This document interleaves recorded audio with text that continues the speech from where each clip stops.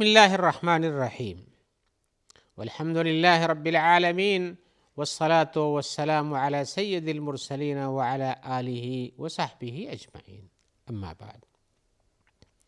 محترم ناظرین کرام، احکام الدین کا پروگرام لے کر حاضر ہوں۔ آپ کے سوالوں کے جواب کتاب اللہ اور سنت رسول اللہ صلی اللہ علیہ وسلم سے پیش کروں گا۔ تو آئیے آج کا پہلا سوال دیکھتے ہیں۔ آج کا پہلا سوال ہمارے پاس یہ ہے، پوچھتے ہیں کہ ظلم کی کتنی قسمیں ہیں؟ شاید آپ کو اس سوال کو سن کر کے کچھ اچنبھا سا لگے کہ ظلم تو سبھی ظلم ہوتا ہے، اس میں قسمیں کیا، لیکن ہیں ظلم کی بھی قسمیں ہیں۔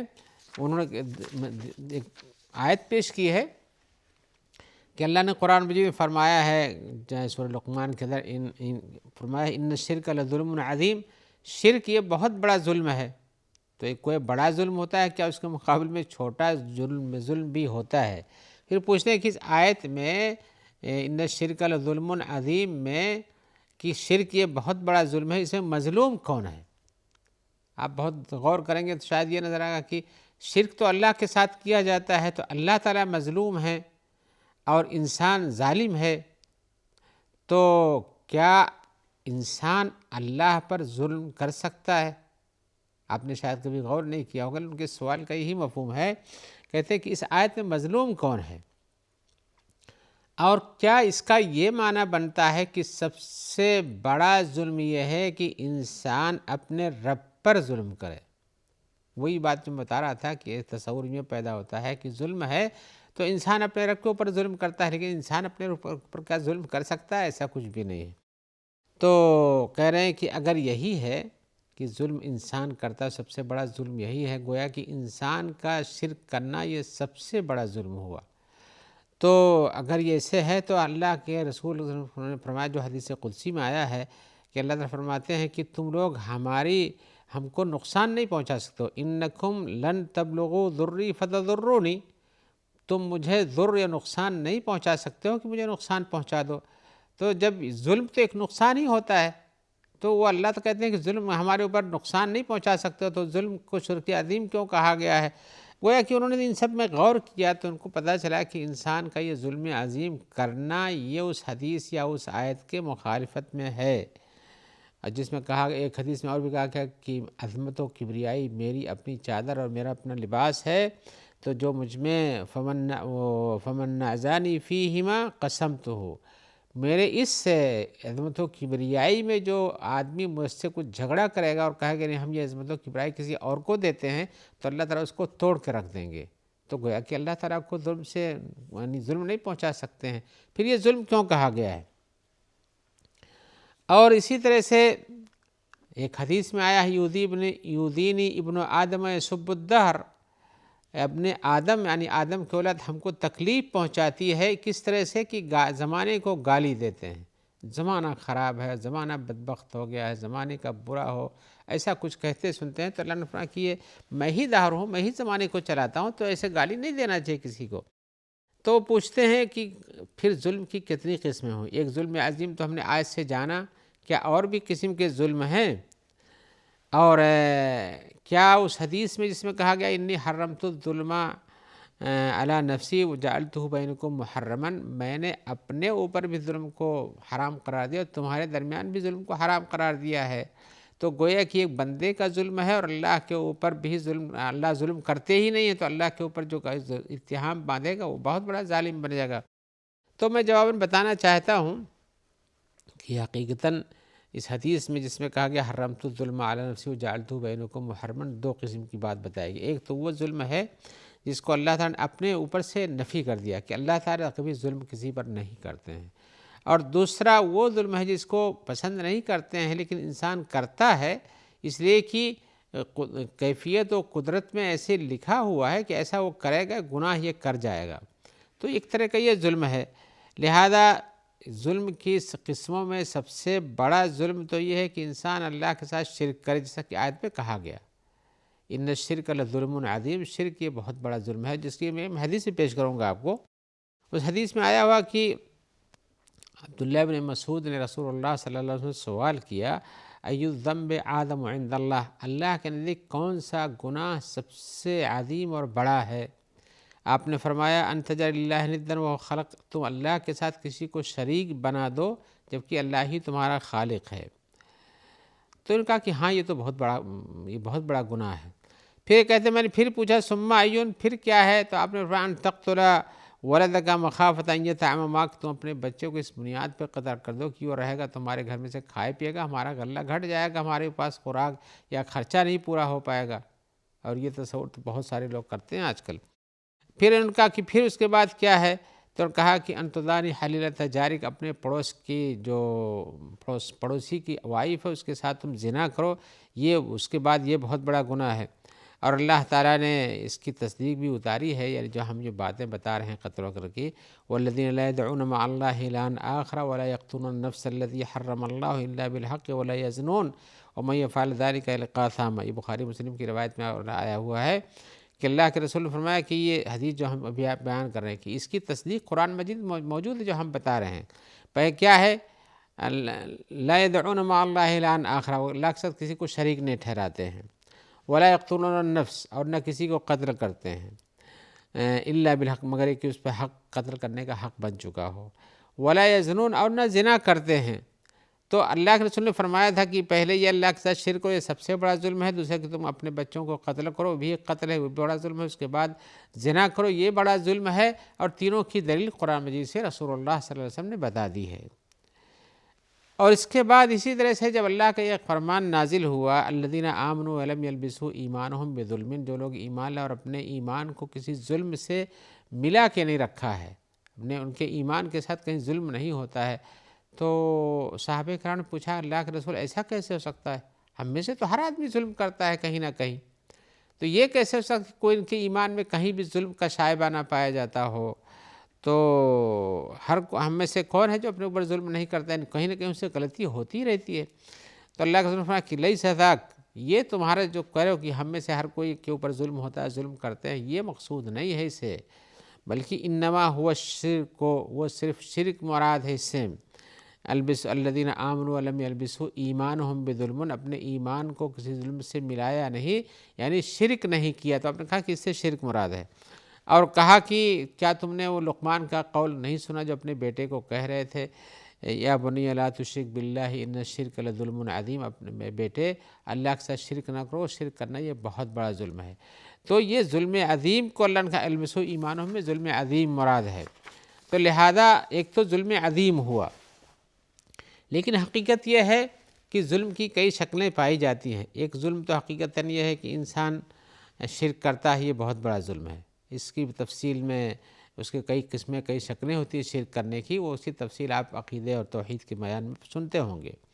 پھر انسان اپنے اوپر ظلم کرتا ہے گناہ کر کے، کبائر کا گناہ کر کے کرتا ہے، ایک ظلم یہ ہوا، اور دوسرا صغائر گناہ کر کے ظلم کرتا ہے اپنے اوپر۔ تو آدمی کا اپنے اوپر ظلم کرنے کی بھی تین درجات ہیں، ایک تو گناہ شرک کر لے تو اس میں معافی نہیں ہو سکتی ہے، گناہ کبیرہ کرے تو توبہ کر کے معاف ہو جاتا ہے، گناہ صغیرہ کرے وہ بھی ایک ظلم ہے، لیکن نیکیوں کے ادا کرنے کے ساتھ یہ گناہ صغیرہ چھوٹ جاتے ہیں۔ تو اسی طرح سے انسان کا ظلم ہوتا ہے، اور کبھی انسان دوسروں کے اوپر ظلم کرتا ہے، یہ بھی ایک قسم کا ظلم ہے، اور یہ جب دوسروں کے اوپر ظلم کرتا ہے تو اس کی معافی کا ذریعہ یہ نہیں کہ آپ نے ظلم کیا اور بس معاف ہو گیا، بلکہ اس سے معاف کرا لینا چاہیے، یہ حقوق العباد میں چلا جاتا ہے۔ حقوق یعنی شرک کرنا یا بڑے گناہ کرنا یا چھوٹے گناہ کرنا، اس سے تو انسان اپنے رب سے معافی مانگتا ہے تو معافی ہوتی ہے، لیکن حقوق العباد والا ظلم جو ہے معافی نہیں ہوتی ہے، لہذا اس کے اندر جو ہے ظلم کی جو شکلیں پائی جاتی ہیں یہ غلط ہیں۔ اور اسی صورت میں انسان کو اپنے اوپر ظلم نہیں کرنا چاہیے، بلکہ یہ بات جو آپ نے شروع میں کہا کہ سب سے بڑا ظلم ہے کہ انسان اللہ پر ظلم کرے، یہ اللہ پر ظلم نہیں کرتا ہے بلکہ اپنے اوپر ظلم کرتا ہے۔ شرک کرتا ہے تو اللہ پر ظلم نہیں بلکہ اپنے اوپر ظلم کرتا ہے، اور یہ بڑا ظلم ہے۔ لہذا ظلم کی جو قسمیں پائی جاتی ہیں وہ انسانوں کی طرف لوٹ کے آتی ہیں، اللہ تعالیٰ کہیں بھی ظالم نہیں ہے، کہیں بھی ظالم نہیں۔ انسان اپنے سے ظلم کرتے ہیں، بڑا کرتے ہیں، درمیانی ظلم کرتے ہیں، چھوٹا ظلم کرتے ہیں، دوسروں پر ظلم کرتے ہیں، یہ ساری چیزیں شریعت میں منع ہیں، اور جو جتنا بڑا ہے وہ اتنا ہی بڑا گناہ بھی بنتا ہے۔ آئیے ہم ایک اور سوال کی طرف آتے ہیں۔ سوال میں ہمارے بھائی پوچھ رہے ہیں کہ یہ جو 40واں منایا جاتا ہے مرنے کے بعد، 40واں جو منایا جاتا ہے، یعنی جس میں 40 دن گزرنے کے بعد کسی کے مرنے کے بعد جو کھانا کھلاتے ہیں، جو اس میں عبادت کے کام کرتے ہیں، تو یہ کیا ہے؟ یہ کہاں سے شروعات ہوئی؟ شریعت کی کتابوں میں دیکھو، قرآن میں دیکھو، حدیث میں دیکھو، تو کہیں اس کا تذکرہ نہیں ہے. تو کیا یہ بدعت نہیں ہے؟ اور وہ کہتے ہیں ہم کہ اس بدعت کے بارے میں شبہات تو نہیں کرتے ہیں، لیکن ہم یہ پوچھنا چاہتے ہیں کہ اس کی شروعات کہاں سے ہو گئی ہے. تو حقیقت یہ ہے کہ یہ کام ناجائز ہے. 40واں منانا، مرنے کے بعد 40ویں میں کھلانا پلانا، لوگوں کو اکٹھا کرنا، یہ لوگوں نے جن کو پیٹ پالنا ہوتا ہے ان لوگوں نے ایجاد کر دیا ہوگا، اسی سے یہ بات چل رہی ہے. لیکن شریعت میں اس کا کوئی ذکر نہیں ہے. اور 40ویں دن بھی انسان ماتم کے طور پر اس دن کو مناتا ہے، کھلاتا بھی ہے لیکن ماتم کے حساب سے کھلاتا ہے. ایک دن ماتم منائیے، سوگ منائیے، دوسرے دن منائیے، تیسرے دن منائیے، بس اتنا کافی. شریعت میں اس سے زیادہ کی گنجائش نہیں ہے. اور اگر کسی عورت کا شوہر مر جاتا ہے تو اس کے عدت کے ایام جو ہیں 4 مہینہ 10 دن، یہ بھی اس کے ماتم ہی کے ہوتے ہیں. یہ ہے. لیکن اب آپ چلے 40واں منائیں، 13واں منائیں، 7واں منائیں، 21واں منائیں، پتہ نہیں کیا کیا مناتے ہیں، لیکن 40واں بہت مشہور ہے. تو اس میں ماتم کے در منائے، پھر اس میں صدقہ و خیرات بھی کرتے ہیں. میں نہیں کہتا نہیں کرتے ہوں گے، لوگوں کو بلاتے ہیں، قرآن پڑھواتے ہیں، بخشواتے ہیں، پتہ نہیں کیا کیا ہوتا ہے. میں نے تو کبھی ایسی مجلس میں شرکت نہیں کیا کہ اس کی تفصیل بتا سکوں. لیکن یہ کہتا ہوں کہ یہ اس طرح سے منانا نہ پہلے دن جائز ہے، نہ دوسرے دن جائز ہے، نہ 40ویں دن جائز ہے، نہ 21ویں، نہ 13ویں، کہیں بھی نہیں ہے. اور بلکہ اس سلسلے میں جریر ابن عبداللہ البجری کہتے ہیں، یہ صحابی ہیں، ان کا فرمان ہے: کننا نعد الاجتماع الى اہل المیت وصناعة الطعام بعد الدفن من النیاحۃ. ہم اس بات کو کہ جس کے گھر وفات ہو چکی اس کے گھر جا کے اکٹھا ہو جائیں اور وہاں کھانا پکوا کے کھلائیں پلائیں، اور یہ ہم اس کو نوحہ کی ایک قسم سمجھتے تھے. یعنی یہ بھی نوحہ بنانے کے درجے، جبکہ شریعت میں نوحہ سے روک دیا گیا کہ نوحہ نہیں بنانا چاہیے. اور ایسے ہی آپ صاحب رسول اللہ صلی اللہ علیہ وسلم کے بارے میں دیکھیں گے، جب جعفر ابن ابی طالب کے شہید ہونے، جعفر ابن ابی طالب جو حبشہ میں گئے ہوئے تھے، آپ ان کا قصہ پڑھیں. حبشہ کی طرف جب صحابہ کرام نے ہجرت کیا تھا تو ان کا، وہ حبشہ والے صحابی ہیں، ان کی جب شہادت ہوئی، یا اسی طرح سے حمزہ کی شہادت ہوئی، یا کسی اور صحابی کی شہادت ہوئی، یا ان کی وفات ہو گئی، تو رسول اللہ صلی اللہ علیہ وسلم نے ان کے لیے کوئی دن نہیں منایا، نہ 40واں منایا، نہ پہلا دوسرا منایا. ہاں دل میں تکلیف ہوتی ہے. رسول اللہ صلی اللہ علیہ وسلم کے بیٹے کی بھی وفات ہوئی تو بھی آپ نے اس پر کوئی ایسا شوق نہیں بنایا کہ جس کی وجہ سے 40واں بن جائے، 23واں بن جائے، 22واں بن جائے، 13واں بن جائے. تو حقیقتاً یہ سب چیزیں نہیں ہیں. نہ اس کام کو ابو بکر نے کیا، نہ عمر نے کیا، نہ عثمان نے کیا، نہ علی نے کیا، نہ صحابہ کرام نے کیا. تو لہذا یہ کام اپنی جگہ پر حقیقت میں غلط ہے. یہ آپ نے جو پوچھا ہے 40واں منانا کیسا، کہاں سے ابتدا ہوئی، یہ کچھ لوگوں نے اپنے پیٹ پالنے کے لیے کہیں سے شروعات کر دیا ہوگا. اور ویسے بھی کچھ مذاہب میں، کچھ دھرموں میں اس قسم کی چیزیں پائی جاتی ہیں. وہاں کے بھی گرو لوگ ایسے ہی کرتے اور کھاتے پیتے ہیں، اور شاید اسی سے لوگوں نے اس راستے کو پکڑ لیا ہوگا. آئیے ہم ایک اور سوال کی طرف آتے ہیں. سوال یہ نماز سے متعلق ہے. پوچھ رہے ہیں کہ ہم مسجد میں گئے اور نماز ہم نے شروع کر دی، جس سے تحیۃ المسجد جو پڑھی جاتی ہے، اگر ہم نے 2 رکعت نماز شروع کر دی، اور جب میں پہلے رکعت کے دوسرے سجدے میں تھا تو اقامت ہو گئی. یہ پوچھ رہے ہیں اس وقت ہمیں کیا کرنا چاہیے؟ کیا نماز چھوڑ دوں یا نماز پوری کروں؟ حقیقتاً اس مسئلے میں علماء کا تھوڑا سا اختلاف ہے، لیکن حدیثوں کی طرف دیکھتے ہوئے پتہ لگتا ہے کہ جب فرض نماز کی اقامت کہہ دی جائے تو پھر کوئی اور نماز نہیں پڑھنی چاہیے، کوئی اور نماز نہیں پڑھنی چاہیے سوائے اسی نماز کی جس کے لیے اقامت کہی گئی ہے. جس کی اقامت کی وہی نماز میں شامل ہو جانا چاہیے. تو اگر آپ کوئی نفل نماز پڑھ رہے ہیں تو آپ کو چھوڑ دینا چاہیے. تو اسی صورت میں جب کسی فرض نماز کی اقامت کہہ دی جائے تو نفل پڑھنے والے آدمی کو اپنی نفل کی نماز ختم کر دینا چاہیے اور اسے جا کر کے جماعت سے مل جانا چاہیے. ایک شکل، یہ اس میں کئی شکلیں ہیں تھوڑی تھوڑی سی. جیسے آپ ابھی شروع کیے انہوں نے بتایا ہم پہلی رکعت کے دوسرے سجدے میں تھے. ابھی ایک رکعت پوری باقی ہے۔ اگر ان کو یہ یقین ہے اور امام صاحب کی عادتوں سے اس بات کا اندازہ ہے کہ اقامت ہوگی، اس کے بعد وہ صفحے درست کریں گے، چیک کریں گے، اس کے بعد وہ اللہ اکبر کہیں گے، اگر اس کو یہ معلوم ہے تو اتنی دیر میں پورا کر سکتا تو کر لے، پھر اس کے بعد تکبیر تحریمہ میں شامل ہو جائے۔ یا کم سے کم کچھ لوگوں نے گنجائش نکالی کہ اس کی پہلی رکعت نہیں چھوٹنی چاہیے، لیکن افسوس سے بات کہنی پڑے گی کہ آپ مسجدوں میں جائیں گے، خاص طور سے فجر کی نماز میں، تو آپ کو کتنے سارے ایسے لوگ ملیں گے جو 2 رکعت سنت پڑھ رہے ہیں اور فرض جس کی اقامت ہو کر کے نماز شروع ہے، 1 رکعت ختم بھی ہو جاتی ہے، دوسری رکعت شروع ہوتی ہے، اس پر بھی پہنچتے ہیں، تب بھی ان کو دوسری رکعت بھی چھوٹ جاتی ہے، تشہد میں جا کے جٹ جاتے ہیں۔ حالانکہ تشہد ملنے سے جماعت کا ثواب نہیں ملتا ہے۔ لہذا جب یہ حدیث میں آیا ہے اذا اقیمت الصلاۃ فلا صلاۃ الا المکتوبہ، جب نماز کی اقامت کہہ دی جائے تو صرف وہی فرض نماز ہوتی ہے، اور ایک روایت میں الا التی اقیمت لها، صرف وہی نماز ہوتی ہے جس کے لیے اقامت کہہ دی گئی ہے، تو پھر آپ کو یہ سارے کام اس حدیث کی مخالفت میں نہیں کرنا چاہیے۔